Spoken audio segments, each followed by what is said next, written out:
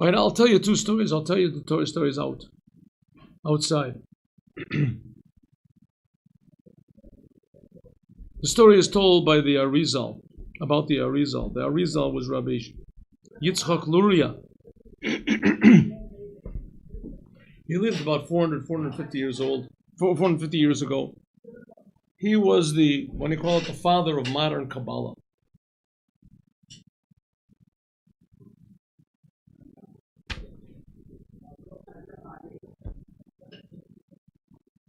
And he used to go up every year to Rabbi Shimon Bar Yochai. It's not a new thing that people going up to Rabbi Shimon Bar Yochai. Since Rabbi Shimon Bar Yochai passed away, people going up there. But he used to go to see Rabbi Shimon Bar Yochai. I came across a videotapes actually 90 years ago. Not growing up in the mid-1930s. Somebody showed it, yeah. Of course, there were no roads and people had to come up there with donkeys and things, so it wasn't exactly this. The people have been going to Rabbi Shimon Bar Yochai. There, I think that the chief rabbis went and they visited. That's what the big. So Rabbi Shimon, before he passed away, said that everybody has to rejoice on the day of his passing away. They all have to rejoice. Rabbi Shimon made the most out of life that a person could make. On the last day of his life, he revealed these amazing secrets. He said, everyone must be happy on this day. And the only way you can receive these teachings is by happiness and receive the blessings of the days by happiness. Well, the Arizal had a pupil, and his name was Rabbi Avram Alevi. He brings it here. Avram Alevi. And Avram Alevi, he was a very holy man, and he really felt the destruction of the temple. Destruction of the temple. Now, after the Arizal was like 1,500 years after the destruction of the temple. But this person really felt the destruction of the temple. Why? Because what happened when the temple was destroyed? Of course, there were a tremendous number of people killed, and the Jews were driven from their land. In many ways, it was worse than the Holocaust. All the Jews were affected. No Jew could remain aloof. Every single Jew. But worst of all, what happened is that the Jews lost their identity. They lost reality. They became disattached from the Creator, from their whole purpose in life. They became confused. And that confusion has just gone more and more and more. And so this Rabbi Avram Alevi, he felt this very much. That the temple, when the temple was here, there was godliness. People were really happy. People were really themselves. People served God. And now there's not. He felt really bad. So every day he used to say this prayer that we say on Tisha B'Av. He used to say this prayer every day. He said it on Simchas Torah. He said it on Yom Kippur. He said it all the time. Once a day he would say it, or maybe he said it in every one of his prayers. In case comes Rabbi Shimon Bar Yochai. And then he really felt the exile. Here we are, this holy man, and we're still in exile, and the Jews are scattered around. And he said this mourning prayer, this prayer of mourning, sadness. It says, Rabbi Shimon came to Rabbi Yitzchak Luria. Rabbi Shimon had passed away. Rabbi Shimon passed away like 1,400 years earlier, 500 years earlier. He came to Rabbi Yitzchak Luria and said, one of your pupils mourned on my happy day.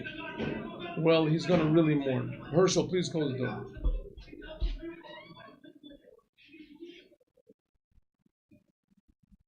Now we tell him he's going to really mourn. And sure enough, he had some sort of tragedy that happened to him, and he really did mourn.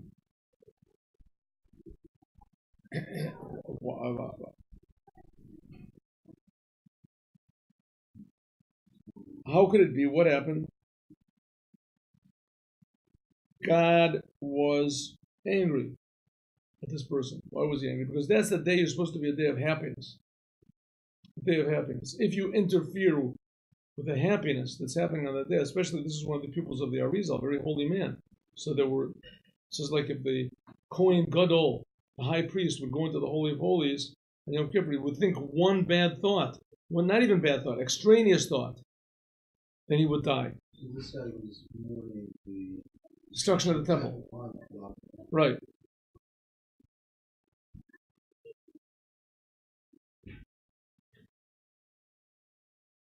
What's the problem with it? What's the problem with that?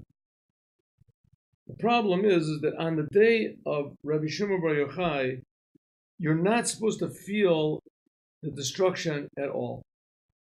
The day of Rabbi Shimon Bar Yochai, that awareness of God that was when the temple was here, and that's the main thing of the temple, to be aware of God and aware of your responsibility to God, that shines down on Lag BaOmer.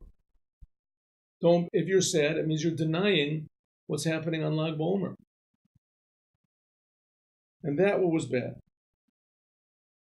The reason for this, why? Because the whole thing of Rabbi Shimon Bar Yochai was to draw down the secrets of the Torah into the revealed Torah by means of this, to draw the secrets of the Torah into the world, physical world. True that there were Tanaim, there were people in his generation, great mystics that dealt with the inside of the Torah, but Rashi, Rabbi Shimon Bar Yochai, he didn't only deal with the inside mysteries of the Torah. He brought the inside mysteries of the Torah down into the physical world, day-to-day life. How do we see that? Because Rabbi Shimon Bar Yochai also was very, very active in the legal aspect of the Torah, the laws of the Torah, things that people do day-to-day. Everybody does. You don't really even have to understand them at all, the commandments, in order to do them. A person puts on tefillin. He just has to do it because he knows it's a commandment of God. You don't have to know what's inside of the tefillin. You don't even have to know that there is anything inside of the tefillin. You could think you're just putting on two black boxes, one on your arm, one on your head. You're doing it because God said, and that's the commandment. Of course, the more that you know, the better it is. But it's not necessary. That's what it is. That's the legal aspect of the Torah. It's dealing with the most mundane things. Rabbi Shimon dealt tremendous amounts of laws are said in Rabbi Shimon's name about the legal aspects of the Torah, the laws of the Torah. Why? Because his whole service was to draw from the secrets of the Torah into the revealed aspect of the Torah, and from there into the whole entire world. Therefore, by Rabbi Shimon, there was no exile. Because like I said, what is the whole idea of exile? The Jews were exiled and the temple was destroyed. The revelation of God is not here. People think that there's something separate from God. People don't feel that they are creations of God and that God is creating them from love and they are very special. People don't feel that. People feel all confused. They don't know what to do. They don't know why they're here. A lot of people don't even know if they're here.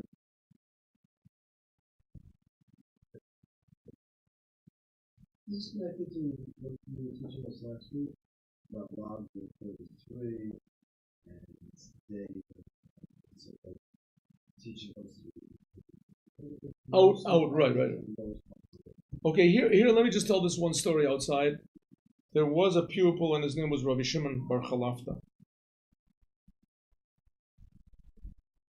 He was one of the pupils of Rabbi Shimon Bar Yochai. What happened? One of the pupils of Rabbi Shimon Bar Yochai went outside of Israel, and he came back a fantastically rich man.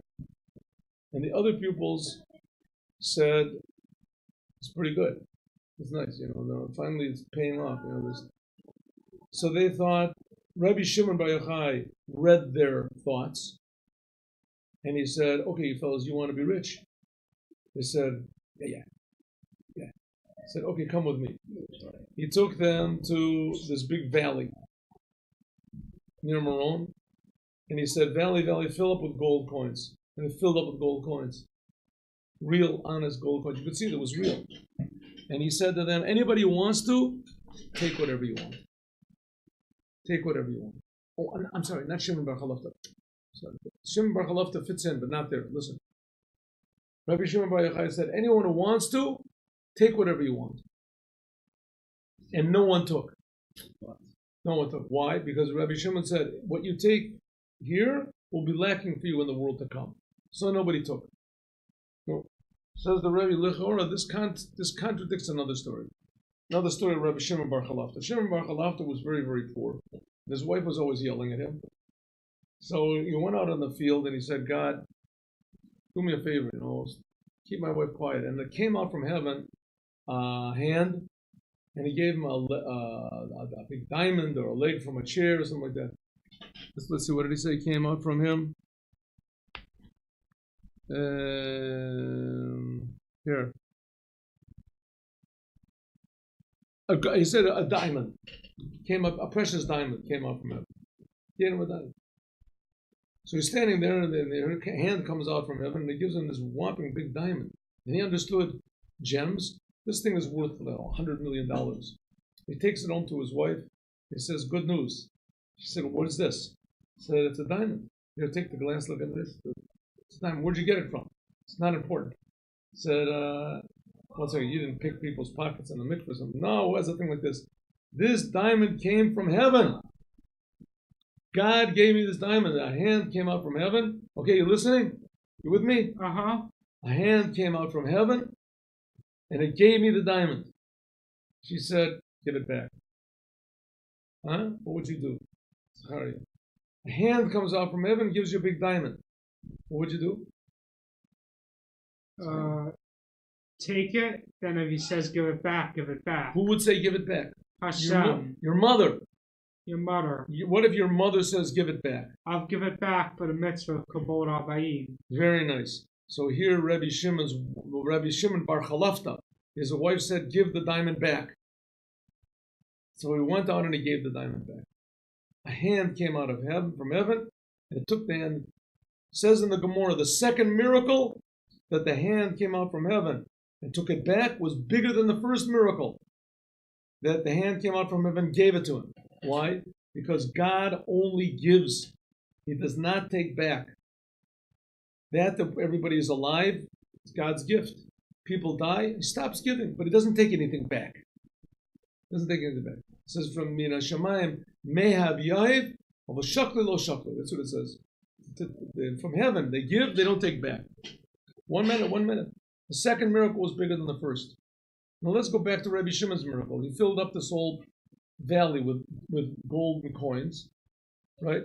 Golden coins, and nobody took it. Now this valley with golden coins was not filled with golden coins the next day. It has never been reported in the history of Judaism or Israel that there was this big valley and it was filled with golden coins, and to this day nobody knows where these coins come from. There was no such thing. So it wasn't a hallucination. It wasn't just a miracle. God took the coins back. They were real coins. Why doesn't it say by Rabbi Shimon, the miracle with Rabbi Shimon Bar Yochai, with the golden coins, that the second miracle was bigger than the first miracle?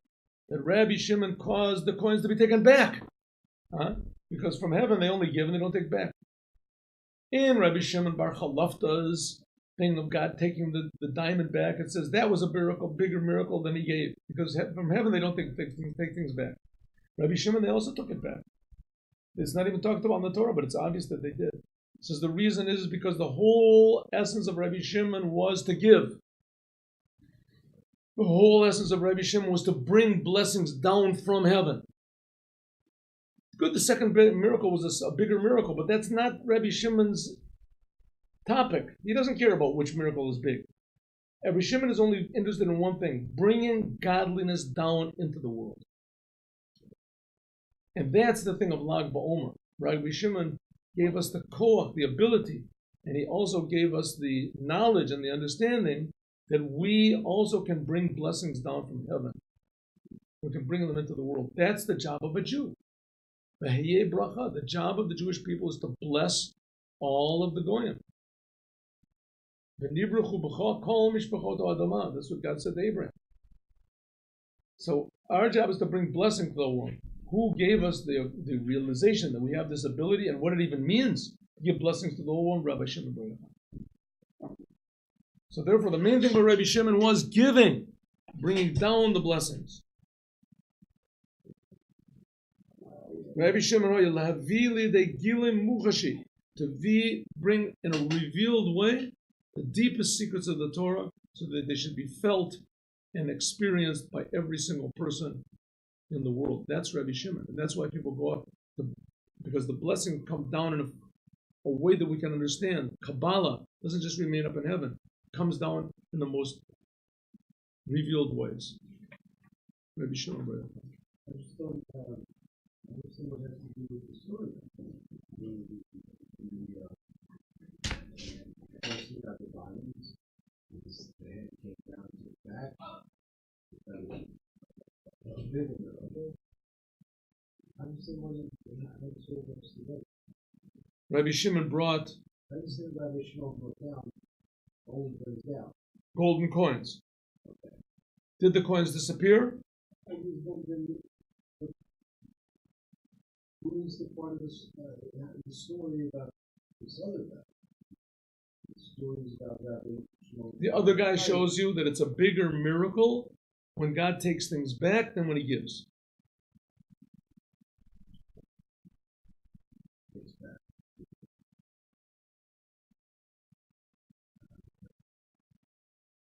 Rabbi Shimon Bar Chalafta went into the field, asked for a diamond. A hand came out from heaven and gave him a diamond. That doesn't happen every day, right? You don't hear about that too often. Right? He went home to his wife. His wife said, give the diamond back. He went to the same spot, held the diamond up. A hand came and took the diamond back. Says the Gemara, that second miracle of God taking it back is bigger. Right. Okay. We have a similar story with Rabbi Shimon Bar Yochai. Shimon Bar Yochai prayed to God. There came golden coins from heaven, and filled up the whole valley. Right? Obviously, the next day, those coins disappeared. Good? So what was the bigger miracle? That the coins were put there by Rabbi Shimon, or that the coins disappeared? Obviously, that the coins disappeared. That's what we just said. A bigger miracle, God doesn't take things back. He does, that's a bigger miracle. So why doesn't it make that statement also? But Rabbi Shimon, Yeah, that's the part of it. oh, so the reason why it doesn't make that statement is because the statement is true. It is true. But that's not the issue of Rabbi Shimon at all. That's the answer. Rabbi Shimon is that he goes down That's right. And even though the second blessing was great that God took it back, but that's not Rabbi Shimon's thing. That's God's thing. That's God's thing. The true is a bigger miracle. But Rabbi Shimon's thing was to bring the deepest ideas, the deepest secrets of Kabbalah down into this physical world so that it even became golden coins. And that was the point. And that's what happens on Lag BaOmer. Oh, today is the day that Dan is not coming, right? It's not coming today. I don't know, maybe you're right. I think what today was a double verse. I'm not sure. If so, I'll finish the Sikha, then I just have to go at 12 o'clock. This is the day that he's not coming. Okay, we'll stop here for a second. Let's stop here for a second. He came yesterday, Dan, right? Yeah, so he's not coming today.